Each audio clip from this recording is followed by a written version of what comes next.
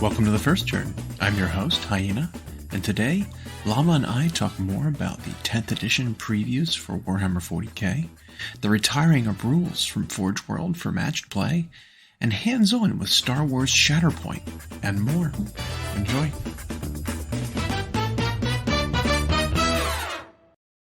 So what are we talking about today? Well, let's start first with, what are we drinking today? We've got just some Mike's Hard Lemonade, glass bottle, variety pack. It had strawberry lemonade, their classic lemonade, a hard limeade, and then a black cherry. Yeah. And couldn't find our fallback of Smirnoff Ice. Classic Smirnoff Ice in a bottle. In a bottle. No, they don't sell them anymore. They're all in cans. And I'm not about that life. If you folks out there live in an area where they still have glass bottle, classic Smirnoff Ice, let us know. we will order some. Yeah, no kidding. The White Chart's fine, but yeah, Smirnoff is where it's at. It's good. Takes me back to college. Yeah, exactly. But yeah, so speaking of college now. Well, we've played librarians. No.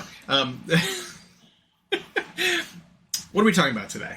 Well, obviously, there's more 40k 10 stuff dripping out. They've been doing the factions at a clip of one per day. And we've seen now the Imperial Knights, the Eldar, the Death Guard, some other ones. Militarum. AdMech. Like, there's a handful. Tomorrow's right? Tau. Oh, was it? I didn't see that. Yeah. It still said Knights when I looked. Yeah. They just got to see. You know, it'd be really irritated if Tau get a 5-up ballistic skill, and there's still just one worse than everyone else. And that would make sense because right now, we've noticed, almost everybody has got a BS4 plus. Yeah. I'm liking the sound of that, by the way. Same. Is that where previous editions 3-up to hit was the baseline. It became the norm. If you didn't have a 3-up, you weren't worth playing. Nope. This is how it was.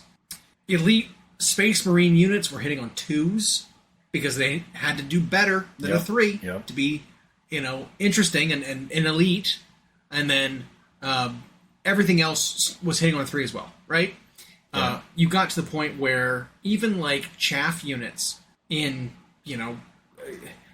non-elite armies were hitting on 3s. Yep. All of your Drukhari, your too. Sisters, your AdMech all hit on 3s. You had Votan hit on 3s. The bulk of Tyranid shooting Everything hit on 3s, except for the armies that were supposed to be the highest amount of shooting. Always hit worse, which is just strange to me. Your Taus, your Astra Militarum, that was just shooting armies, were the worst at shooting for some reason. And it wasn't like, you had weight of fire or the quality of your shots were better.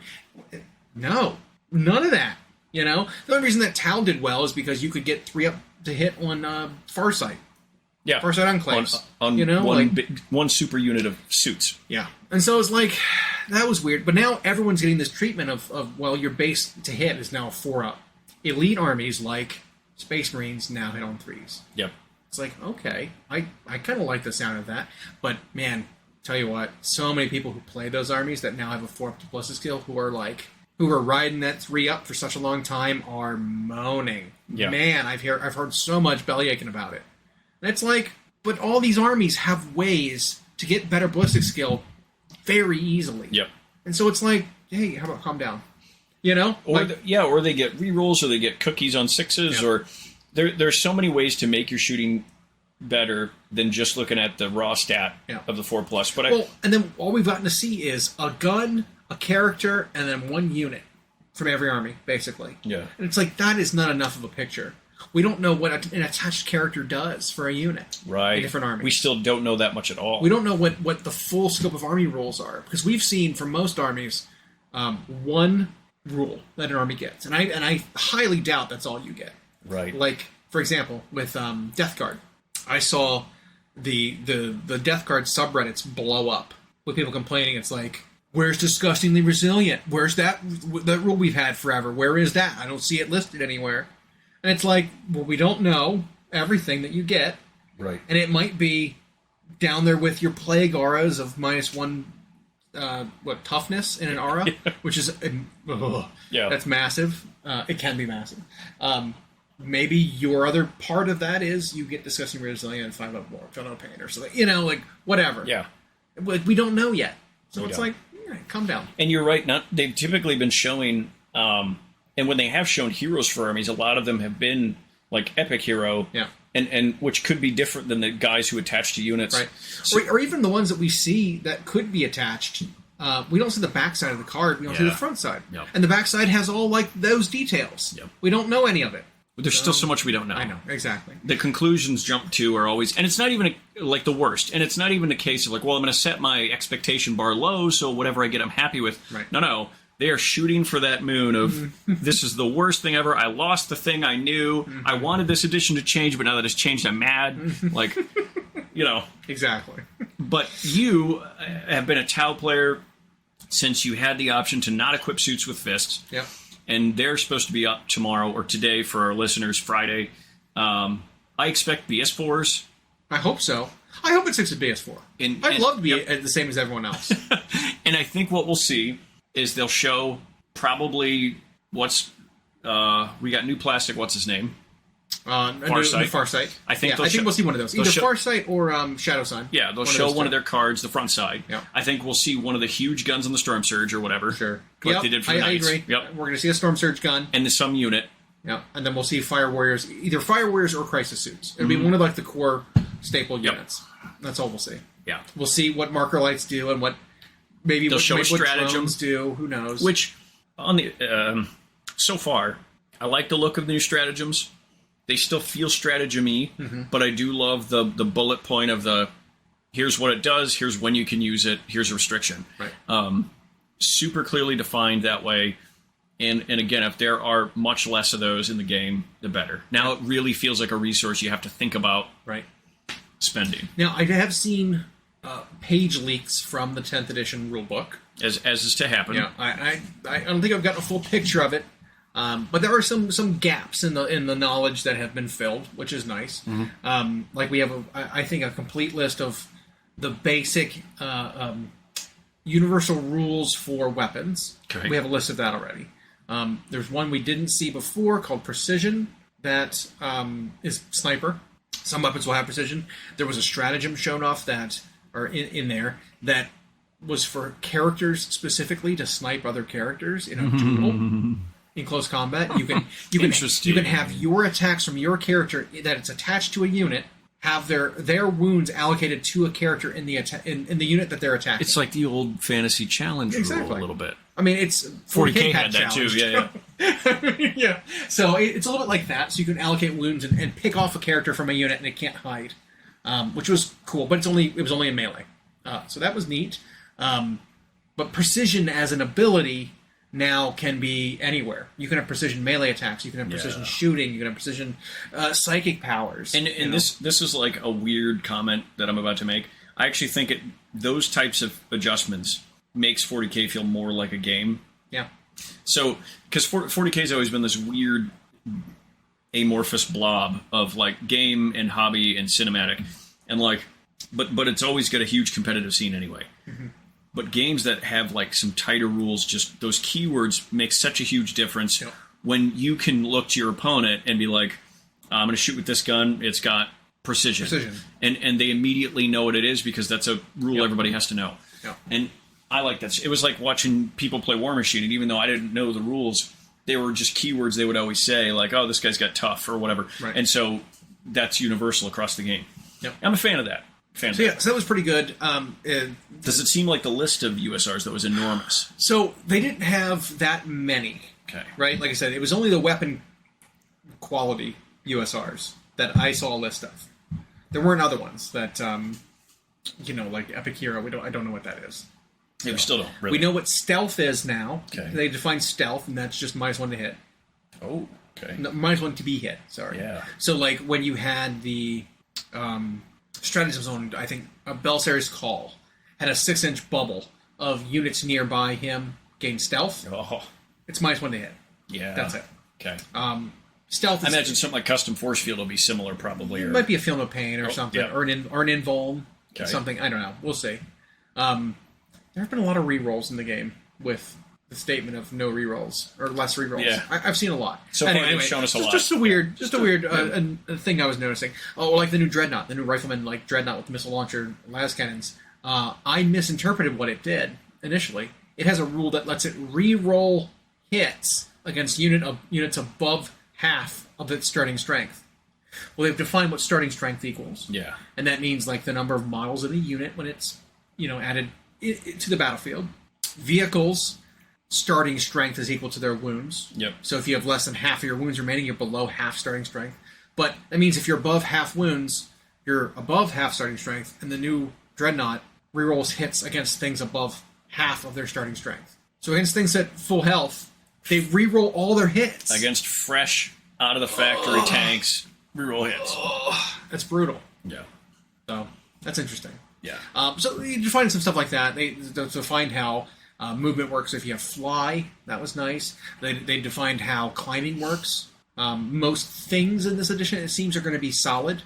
So not lots of interiors. Because you can't really move through walls. There was a restriction for 2 inches is the cutoff for moving over something with no penalty. Mm-hmm. Something is higher than 2 inches, you have to climb it. As opposed to under 2 inches, you can just move freely through it. But that I would think that applies to things like ruins, where they have multiple levels. You have to climb them, and it costs you 2 to go up. But I think... Is that like a Warcry rule, or... That sounds like a rule that's ported from somewhere. Yeah, Warcry had a 3-inch thing for, like, falling. Okay. I mean, 40K has always had rules for climbing and being able to stop halfway up things, and, well, they used to have difficult terrain rule, too, where you lost inches. Which it has a little bit of that if you're going over bigger things, but it doesn't stop you from doing it now. You can still climb up and over stuff. It just, man, climbing over a 2-inch wall would cost you 4 inches of movement. Like, that sucks. So, but yeah, it was very interesting to see. Like, there was nothing surprising. There was nothing groundbreaking in the rules. It was just cleaner. On the micro, do we think that can add to the durability or really to the length of time in which good action happens in the game? And what I mean is, like, I think in the previous edition, the fact that stuff could just move through walls. Mm-hmm. Well, some stuff. Yeah.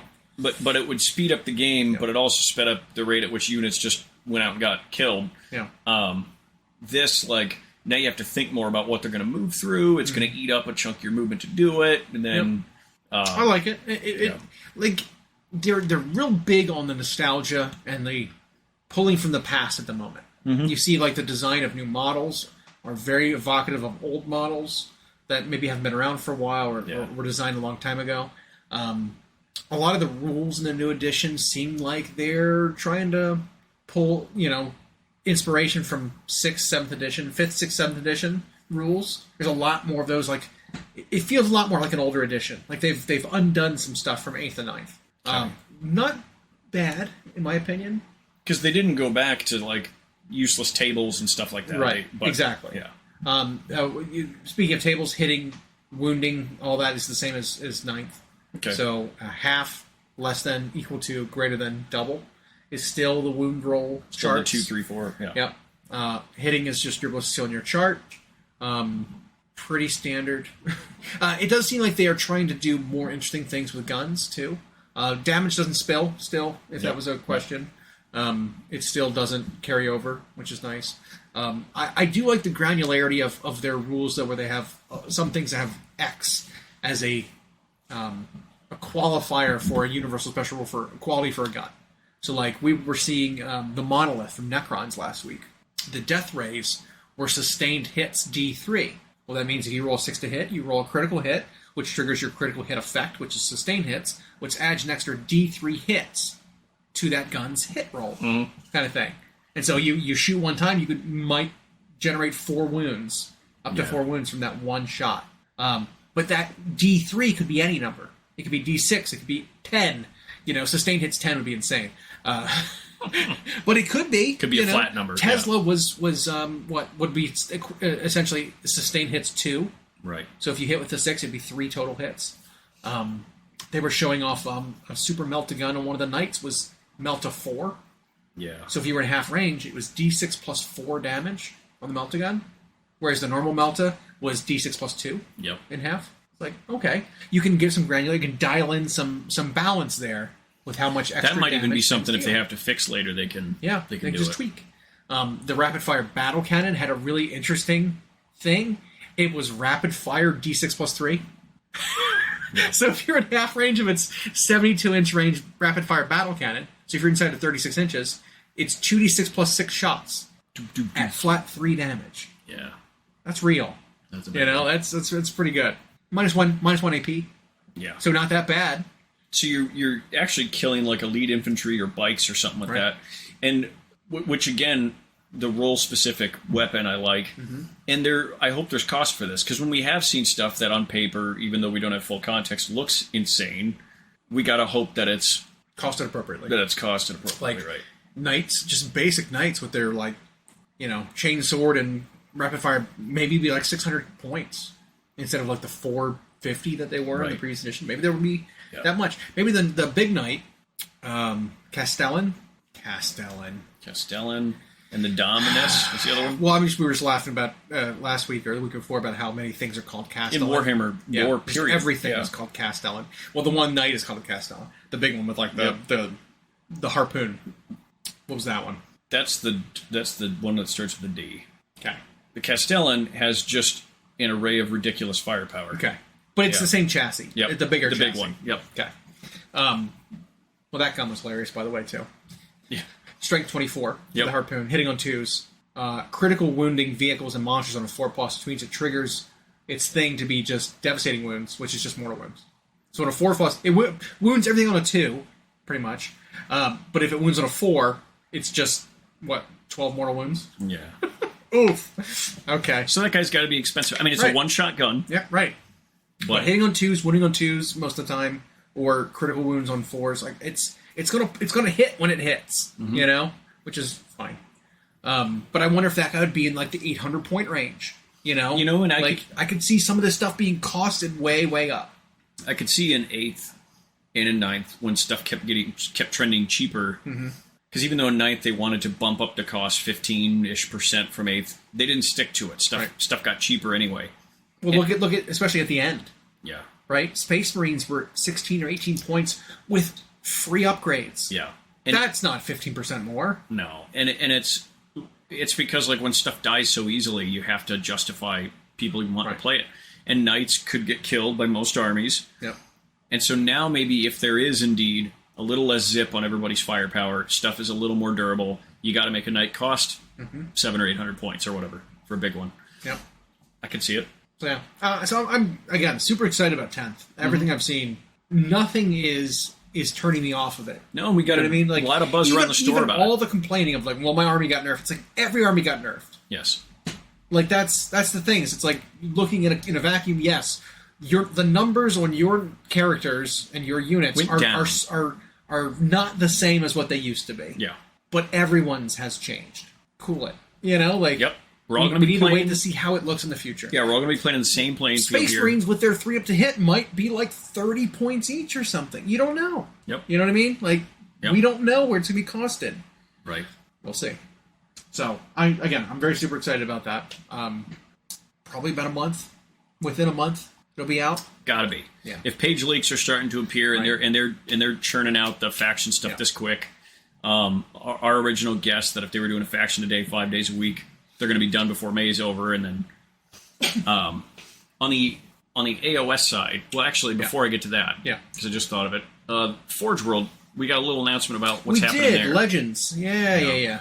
Legends rules not new, right? No, but it's more things being added to Legends is interesting. Yep. Legends is the classification of models that are rules provided, but no longer match play legal. Right. You can play them in narrative and open Fun and whatever. Games, but we're not going to support these units for balancing purposes into competitive play. Right. Into match play. Which a lot of these stressor units in games that are infuriating to play against are always Forge World models. Yep. Some armies relied so heavily on Forge World that if they didn't have Forge World legal, they would not be able to compete. And and there's a remedy for that. And unfortunately, I think a lot of the player base didn't see it. When you have that discussion with people, it kind of looked the wrong way. They would say like, well, this army needs the Forge World stuff or else they can't. It's like, no, the army needs to be better. The army needs to be better. Get rid of Forge World. Exactly. Yes. Make the other things good, and then you don't need Forge World. Yep. Well, they've kind of started to do that a little bit already. I think so, yeah. With especially if you look at any of the Redemptor Dreadnought chassis, as an example. The Redemptor Dreadnought, the Brutalis Dreadnought, and the new Rifleman Dreadnought, whatever it's called. Right. Ballistarius. Whatever, yeah. Dreadnought are like direct replacements for a melee, a duel, and then a shooting Dreadnought of the normal variety. Yep. Well, Legends has cut, apparently, the normal Dreadnought, but is keeping the specialized ones, like the Furioso for Blood Angels, the Wolfen Dreadnought for Space Wolves, and then Ironclad. Yeah. Well, excuse me. Ironclad and Venerable for everyone else. When you had the Venerable and the Ironclad, there was no real purpose to have the regular Dreadnought anyway, because those two Dreadnoughts did everything that the regular Dreadnought did, but maybe for slightly more points. Well, if you get rid of the original one and then just have like different point costs for these two that have role-specific purposes... There's the big thing, yep. Then you don't need the original Dreadnought, right? Just play your old Dreadnoughts as Venerable ones now. Problem solved, you know?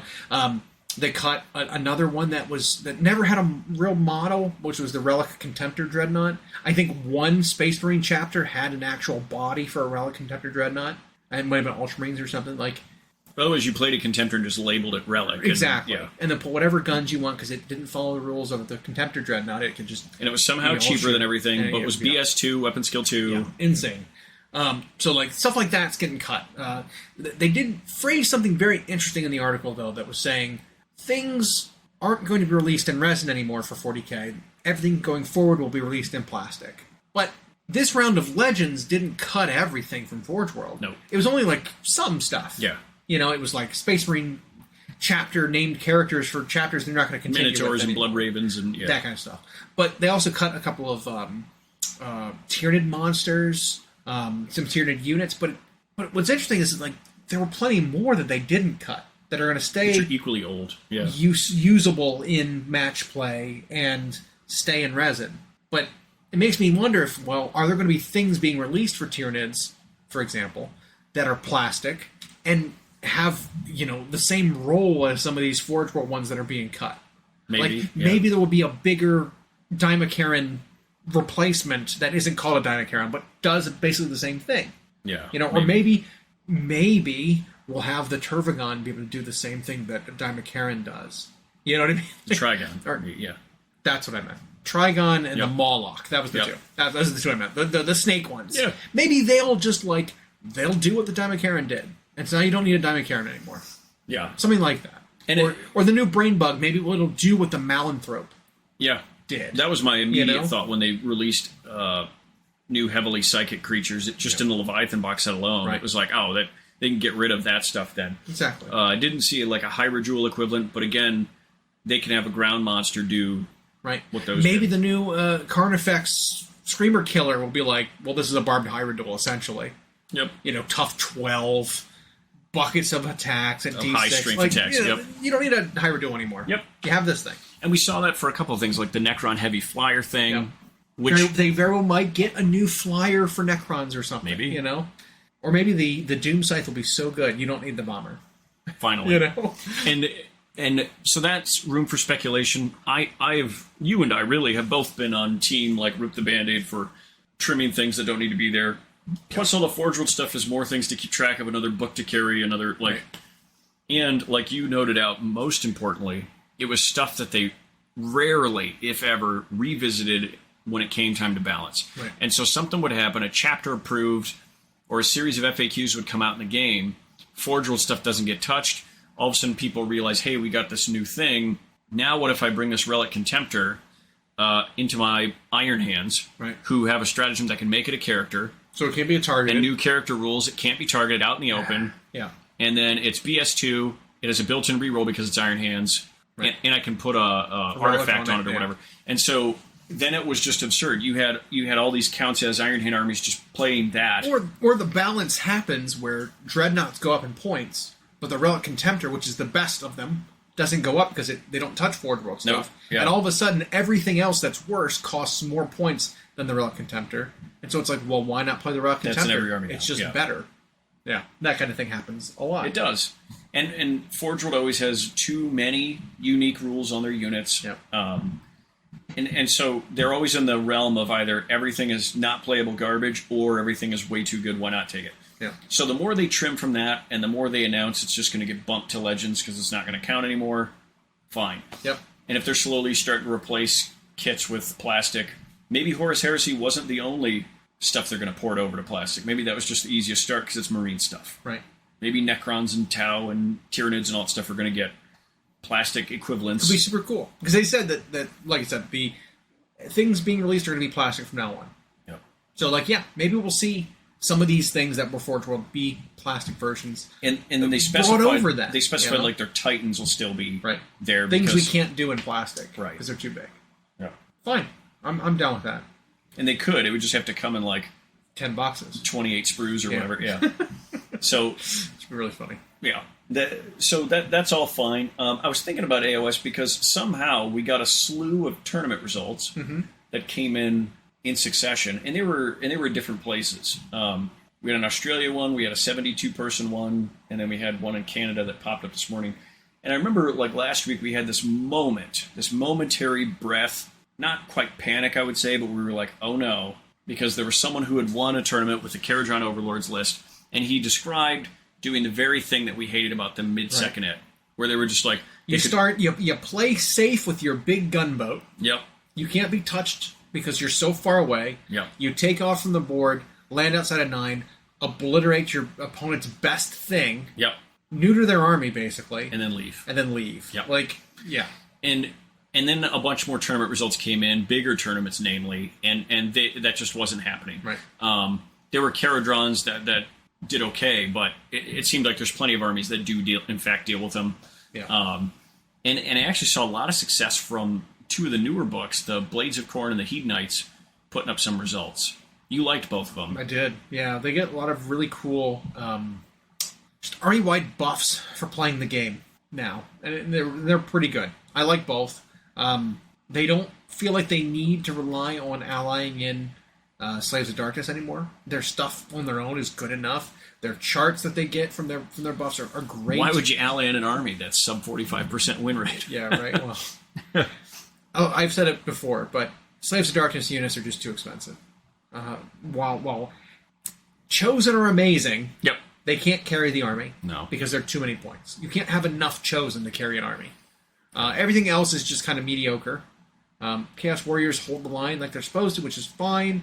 But there's no shooting. The army is slow. You know, like in Age of most of their characters don't really do much. And Age of Sigmar is really dynamic. Whereas, like, you think of classic fantasy where you just had this block and line of troops, and you had to just sort of have your heaviest thing in the center, and then do this pivot and get your stuff, your objective, and then 40k, of course, is incredibly fast and ranged. Age of Sigmar is super dynamic, where you can't just rely on a big blob of something that holds the line, right, which is really what slaves have, and that's it. Yeah. And like you said, they're slow, so it's hard to get your killiest thing where you need them. Yeah. Hedonites have no problem with speed. Yeah. I don't think the new Blades have a problem with speed. What I do like about some of these new Blades of Khorne lists is we're seeing what we didn't see in the previous iterations, and that's like the human side of the factions actually doing well. Yeah. Because it's always been their demons have been better. The human side look cool. They always got new models. Never good in practice. The demons, if you could just summon Bloodthirsters and regrow Bloodletters, you were better. So that's been nice to see. And then I've seen everything. I saw a Sons of Behemoth army that won. Fire Slayers showing up and winning. Mm-hmm. So it was like we had the one that was just 8 different armies in the top 8. It's like, so Sigmar seems fine. Yeah. Still my favorite game. Yeah. I know we all have our pet games, right? Yeah. The one we'll never, like, fall out of love with. And that's it for me. Yeah. It is. Like, I just love it. I know there's some folks that still love old fantasy. But I think it's one of those things where you're remembering the time fondly more than the game. I agree. Because the game itself, I will die on this hill. Fantasy was a bad game. It was. It was really, really bad. So many more games have done the fantasy formula better than fantasy did. Yeah. And still haven't survived, really. Yeah, you know what I mean? And still present a lot of the same problems. Even when they took the core of fantasy and like alternated activations or whatever, right? It just still is like this game's still the same. Yeah. And I played it, back in like 1994 or something, like whatever edition that was of fantasy, and it still wasn't a good game. I could never keep it. But like Age of Sigmar, at first I thought it was goofy and not a game, right? And then because it was goofy and not a game, yeah. And then I quickly really started to enjoy it, and they just seem to come up with a lot of their best and cleanest ideas there. Yeah, and test them out for 40K. And then they try to find a way to put it in 40K. Yep. Yep. I think we're going to see a lot more of that, where you're buying blocks of soldiers instead of being able to add one at a time. I think we're going to see more of that, by the way. We've seen it with AdMech. Oh, yeah. Their units come in 10s. You've seen it in Astra Militarum. They're like infantry platoons come in 10s, and you can add an additional 10 or nothing. I think, you know, and I think, kind of and I know there's some people who prefer granularity of the model count. Yeah. I think it's smart. I think it's the easiest way to balance when you do it in chunks of whatever the box set sells. Yeah. You know, that's also the easiest thing. It's easy for someone to pick up when it's like, I need a unit of Sicarian infiltrators. Oh, I just buy this box and I have a unit. Right. As opposed to like, well, I could run 5, but maybe I want to run 6 or 7. Well, now how do you balance that for 7 of them when they don't account? So, yeah, I think you're right. I think we'll see more of that. That's another way to simplify. Yep. So, it's another weird thing I saw. Speaking of 10th edition rules, gets hot. It's called hazardous weapons. Okay. Now, if you use a hazardous weapon, no matter how many shots you get, you roll 1 die if you used it. On a 1 or 2, the wielder is dead.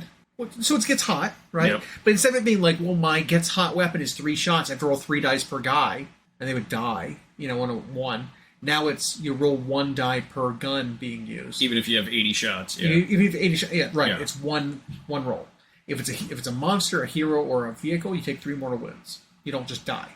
So like Mephiston firing his overcharged plasma missile doesn't just die now. Yeah. He would take up to 3 wounds. Karn might not just instantly die. Well, Karn's plasma pistol was better because it was called Karn's plasma pistol, and it only ever did 1 mortal wound to him. I'm pretty sure. Previously, it didn't. Yeah, maybe an 8th or 9th it did. Yeah, I think the most recent incarnation had that, but like Mephiston did, version, yeah. And there was another character who had a plasma pistol that just would just die. Yeah, forever that was like the reason you couldn't play Karn was because he just blew himself up on a 1. Yep.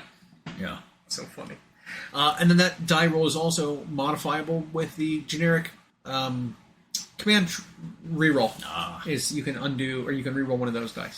So characters, monsters, and vehicles don't instantly blow themselves up. Yep. 3 mortal wounds. Infantry might still, but that's fine. And at least it's just the 1 die no matter what. That's okay. Yeah, I liked it. It was a good compromise. And just classifying it all as hazardous. Yep. Because then you can even adjust that. Well, even some psychic powers are hazardous. So people were thinking, 2d6 shots with hazardous. Every 1 or 2 I roll, I take 3 mortal wounds or I die. That's a really great chance of my psyker just dying. Himself up. But now it's, if you use that weapon, 3 mortal wounds if you roll a single 1 or 2 on that 1 die. Yeah. It's great. Yep. I think it's great. Yep. What else are we talking about? Oh, I wanted to talk about something else. I don't know if you've heard of it. This new game coming out called Shatterpoint. StarWars, right? Yeah, it's StarWars. And there was what I do know about it, and then I'll yield the floor here, was at Adepticon, they were demoing it, but you had to sign up for it, and you had to get there immediately to do so, and usually inside of 40 minutes, their whole day was queued. Yep. So I never got to play it or anything, but there's been a lot of buzz about it. It's more skirmishy scale, but bigger models than like Legion, pretty high detail. Yeah. Some thought, great, it's the clone of MCP, it's going to cannibalize MCP or cannibalize Legion. Let's hear if you think that's true. Do you know what game it's most like of any game I've played? What? Wild guess. Blood Bowl? Arena Rex. Arena Rex. Yes. Of all things. It's Arena Rex. That's funny. Is what it is. Perfect. We talked about, because of the way that game's been managed, quote unquote. Like, wouldn't that be neat if we could just buy that game and make it better? Yeah. So it's basically Arena Rex. It's the closest thing. It's Arena Rex with a splash of MCP and a splash of, I don't know, Conquest. Okay. So, and I say that because the way you activate your units in this game is done with a deck. You shuffle up your deck. Every unit you have in your army has a card in the deck. And then there's an extra one that's a wild card. So you get to activate 2 units once per game, or once per turn. There is no real rounds. Battle Masters was that way. There's no battle rounds in the game. Your full round is just whenever your deck runs out. Then you shuffle again. So it's very interesting. It's like there's not some point where, well, you run out of cards, but your opponent still has some. So they get to keep going while you're done. It doesn't work like that. So you cycle through your own deck over and over and over again. So that was super cool. And then the wild card thing of being able to activate any unit you want to a second time per turn, super cool. But then it had certain numbers for your attacks and defenses that use different dice, similar to Legion's dice. So attack dice are all D8s, defense dice are all D6s, but there weren't like different qualities of D6s and D8s. The D8s were just like the MCP ones, where they had 6 sides that had different symbols, 2 blanks. Surging or critting or whatever, rolling the wild number doesn't necessarily mean you just convert it into an automatic hit.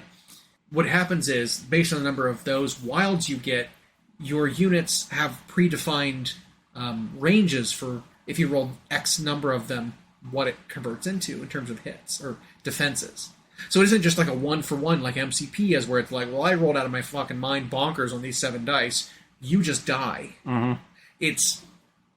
It's less successes from like wilds and crits and stuff, because after you tally up all your successful dice, which is your successes minus your opponent's successful defenses, you then follow a tree, a success tree that is on your character's card. And every step in that tree isn't just damage every single time. Sometimes it's just reposition yourself for 1 success. That's very Arena Rexy. Push and then deal damage for 1 success. And then like you have to stick to the tree, the path you set out on the success tree. And then it could do, like, the last one might be 2 damage. Right. So it makes up for the not making the 1 damage early, but it's significantly less damage being dealt, and then units have significantly more health. Like a basic unit of BB-8 droid, or what are they called? The Roger. Sure. Whatever droids. The B1s? There you go. BB-8 was a little soccer ball. The B1 droids, they have 9 wounds, and then 2 durability. What it's called? 9. I forget the terminology, but because they're synonyms. It's I forget the terminology, but it's basically they have 9 health twice, so they have like a total pool of health of 18. But once you reach that first 9, you can't start affecting them with more damage until they've activated once, and then the damage gets cleared, and they can take 9 more, and then they die. So it's like massive health pools, far less damage, way more. Incentive to go do objective stuff, because the game isn't also just done in 1 round. You basically play a best of 3 every time you play, and every time a person wins, the other person gets to go first, choose the new objective for the second round, and then you keep the damage on all your guys and your positions. You don't re-rack. You play from the current game state with the new scenario. It's Casino Solitaire, where you get to go through the deck 3 times, and each time your board state's a little different. Yeah, it's like super interesting. It's like, that's a cool way to do it. And so there's still strategy there. There's all kinds of metagaming you can do around the non-stat portions of the game, right? Of taking like tactics and the attack tree though is very Arena Rexy. It absolutely is. And then tons of health boxes. Yeah. Yep.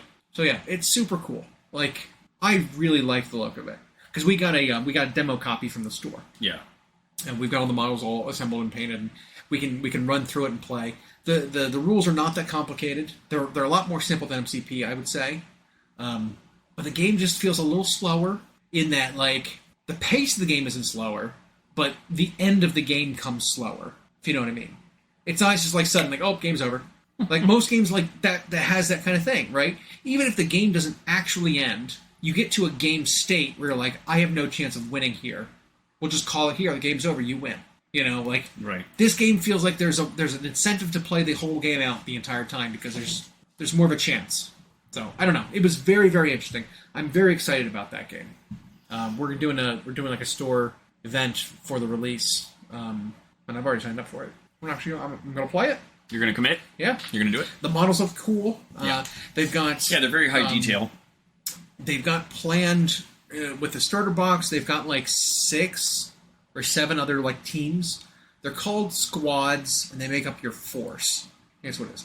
But so like there's a lot of freedom in like who you want to choose to be in your team, your force, because it's all you have to do is just choose 2 different commanders, and they can be anybody. They don't have to work together at any point. You just choose 2 commanders. Whoever you choose determines what followers can be in their separate squads. But, like, I could have Count Dooku fighting alongside Anakin Skywalker. Sure. Or Luke Skywalker when he comes out. Luke Skywalker will just be from a different era in the game, and your era determines which followers you can have in your team. Okay. You know, underneath that commander. It's like super. It's simple. It's non-restrictive. It's a little, you know, whatever, universe breaking. But so is fighting with dead characters. Yeah. You know, so is fighting in different eras. Like, I don't know. Yeah, canon you can't adhere too much when you're talking about game balance. Yep. Some of it looked interesting to paint. Like, it's one area that I haven't jumped into in my painting experience journey. Was I've never really painted the Legion models. Yeah. They're a little, I don't know, like a little stunty. The vehicles are really the only ones that give themselves room to be. Mm-hmm. But even then, you can't really go crazy because it's not like the 40K universe. Right. Paint jobs on your RTST or whatever it's called, you know, they don't have wild hazard stripes and faction insignia and whatever. All you can really do is give decals and weathering. Yep. You know? And it's always just weathering no matter what. It's just a weathered box on stilts. Yeah. But these models all looked very character-y. Like Underworlds, like they were all of them were very individual. So I think at least on the hobby side, that presents some opportunity. Yeah. With that larger scale, they were able to get some finer detail. Yeah. That, like we saw with the lightsabers. Yep. They were very thin sticks. Yep. That if they had it not been at 35 mil or 36 or 38, whatever the scale is of these models, they may not have been able to get them that thin. Right. The right amount of thinness. Might have had to be a little chunkier. Yeah. So it seems like they're real scale. So their legs are a little long, their heads are a little tiny. Mm-hmm. That kind of thing. Yep. Like you'd expect from real scaled things. Because most of the things we paint are heroic scale, right? Yep. Big hands, big heads, big shoulders, big weapons, big weapons, that kind of thing. So when you see something that's the real scale and you look at the actual appropriate sized gun, it's like, whoa, that's always a little weird at first. It looks yeah. silly. Yeah. You know, like say you had some World War II models from Army Men. Like, I mean, well, it was from one of the gift bags or something at a convention, yeah. And they came with these like real scale World War II like guys, and it was just they'll have like an MG42. Yeah, that's and it's so just like skinny. this tiny little barrel. You know, it's like that doesn't seem right. Because I'm used to a bolter where they're launching, or even a las gun, where it's just this exactly. PVC pipe. Where they're launching, pears. Yeah, you know, like, it's just. Yep, yeah, it's funny. Yeah, and that's neat that they got a demo copy up for that. Yeah. Because that's something that I've always felt we could push more, even in our own store, is demos of games. Because you have people who love the miniature stuff, and getting them to be gripped by the hobby can happen just by us sitting there painting and talking to people about stuff and seeing the miniatures that we have painted. But demo games is a big deal. Absolutely. Having because like I mean that's the first thing that gets you, right? Is you like the look of something. Yep. That's what grabs you first. Yep. And then it's like, well, now I want to try it. Well, if no one's willing to help you try, how are you ever going to get into it? Yeah, so you have to then watch a YouTube video or buy a box and then find a friend and hope. Right. And then, whereas if you have someone there who already knows the rules that can walk you through it, and that's so vital. It's like trying to jump into D&D for the first time. All right, I want to start playing D&D with my kids. I had a guy ask me that. Where do I start? I'm like, go find someone else who knows. Yeah. Because like you need to sit and just play the game with someone who's an experienced, DM or something. Because you trying to learn from scratch Dungeons and Dragons from scratch for your two kids is like that is go get a board game. Yeah, it's not like cutting open Candyland and then the guy had no clue. Yeah. The extent of it. And it's like, so how do you know what you need to do and where you go and stuff? It's like you make it up, man. Like you got to figure that out. Like that's something you invent. You invent a place and with a story. Yeah, and so with some of these miniatures games, at least the skirmishy ones, having demos set up, I think pretty much round the clock. Obviously, you clear it off when you've got an event going, but like having that up for new people is so huge. Even when we are bringing some of our regulars from one game over to another, having the demo set up means they can instantly just give it a shot. Yeah. And that's huge. I would actually like to do that, believe it or not, with like Underworlds, because I think we could move that stuff pretty easy if. Yeah.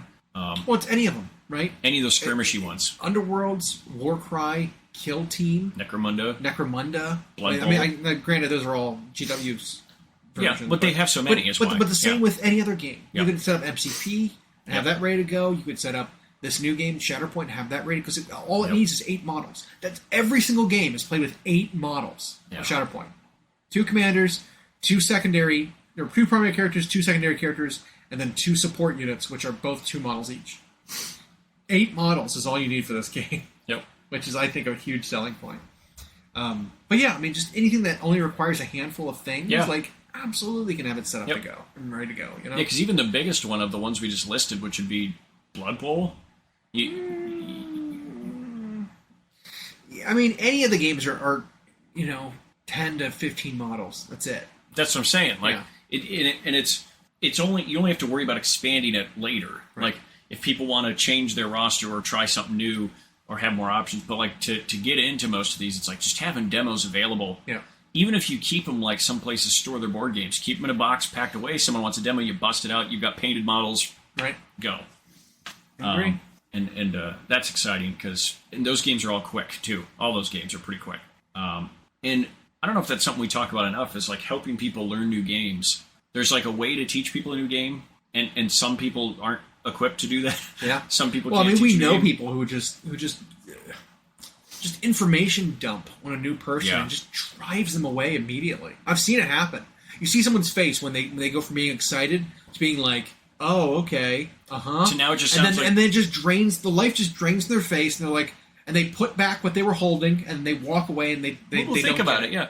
And it ends up the I'll take a pamphlet thing, and you lost the sale, and not even just from a sales perspective, but it gets to where when you're giving them too much information, they feel like Charlie Brown, which dates me, listening to the teacher, just want, and so like you have to just focus on something, teach them the fundamentals of the game. Don't teach them any strategy. Don't teach them any of that stuff. Mm-hmm.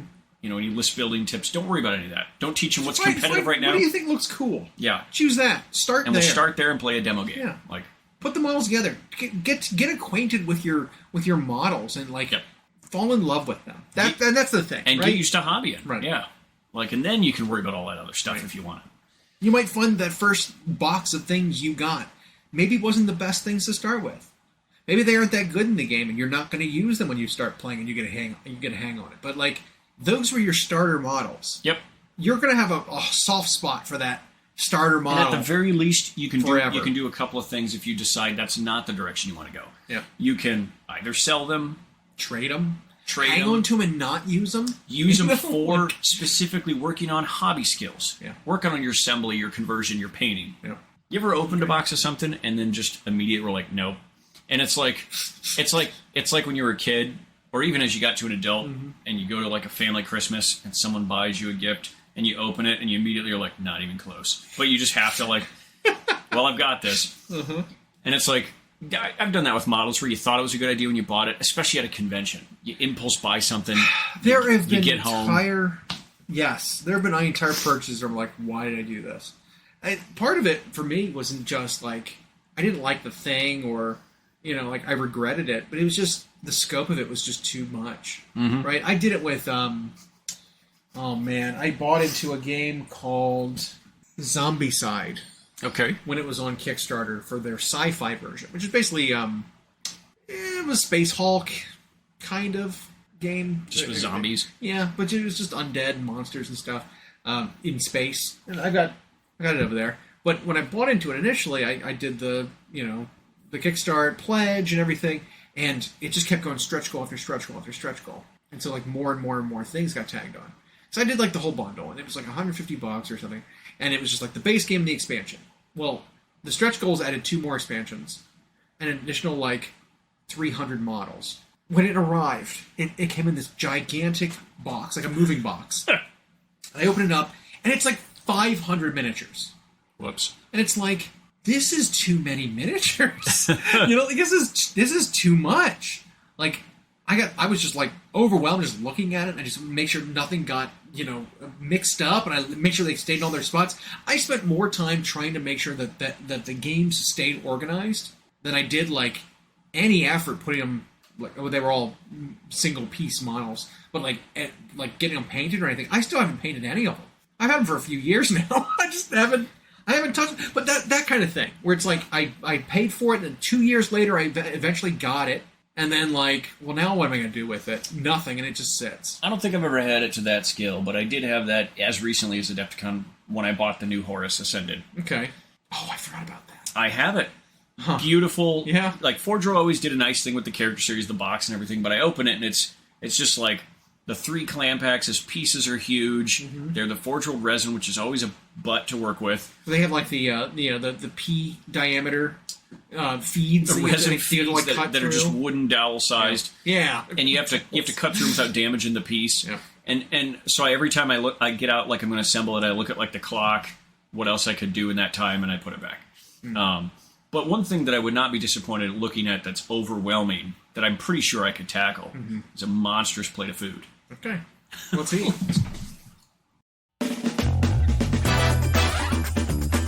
Thanks for listening. We hope you enjoyed. Check out our new episodes every Friday on Google Podcasts, Spotify, and Audible, or on Podbean. You can also follow myself and Llama on Instagram for more. We are at Hyena Paints Minis and at Llama Paints Minis. Music provided by Kevin MacLeod at Incompetech.com. And as always, we'll catch you next time.